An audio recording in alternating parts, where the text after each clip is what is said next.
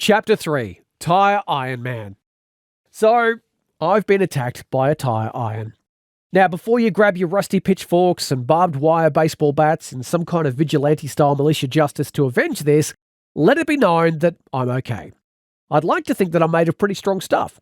Well, strong enough to survive a smack in the jaw with an unforgiving tire iron, and so I won't be the recipient of any bruised radio announcers fund anytime soon. Also, please note that the attacker was actually me. Yes, indeed, I managed to completely brain myself with a 4-way tire iron and part of my fist, right into a punch that'd make Australian boxing champion Danny Green proud. The accident happened while working on a snug-fitting rim on my girlfriend's, now wife's, Holden VT Commodore, after her ex-mechanic dad, now my father-in-law, replaced the tie rod end and rubber boot on it. For the non-mechanical, he replaced some things that were getting worn out. Then it was up to me to get the tyre back on and keep it staying on. And since this was not my first replacing a wheel rodeo, it was supposed to be a walk in the park. Except this time, both the tyre iron and myself were covered in grease, oil, mud, dirt, and whatever the hell else was in those torn rubbers from the old CV boot. Picture a substance slimier and grimier than a dodgy used car manager with a lemon tree, covering everything. So naturally, after a bit of flexing and leveraging action to get the nut on tighter than the local tax office, before I knew it, the tyre iron had slipped off the wheel nut and came zooming at my chin at full pelt. Now, I can tell you that copping this unforgiving steel is about as much fun as copping a sledgehammer right to the parts that make being a man fun.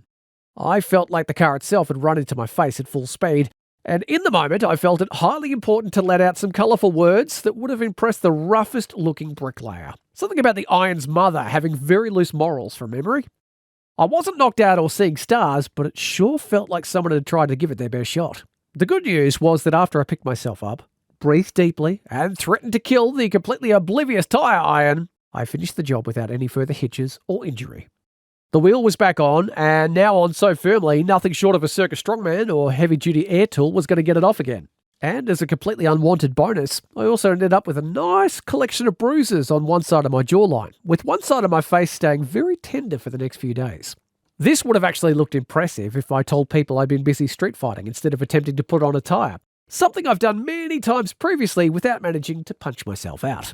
After learning of my sorry tale of mechanical woe and making sure that my jaw wasn't likely to drop off in the middle of the family dinner, the father-in-law could only chuckle at my predicament. Thanks, Baz. I'm sure there were many times during his many helpful mechanical lessons over the years where he might have wondered if I'd be better learning something a little safer, like painting rocks or stacking small phone books. And just in case you're wondering, the tyre iron itself was okay. Actually, it was more than fine, seemingly unconcerned about being chin-butted by an amateur mechanic midway through a basic service.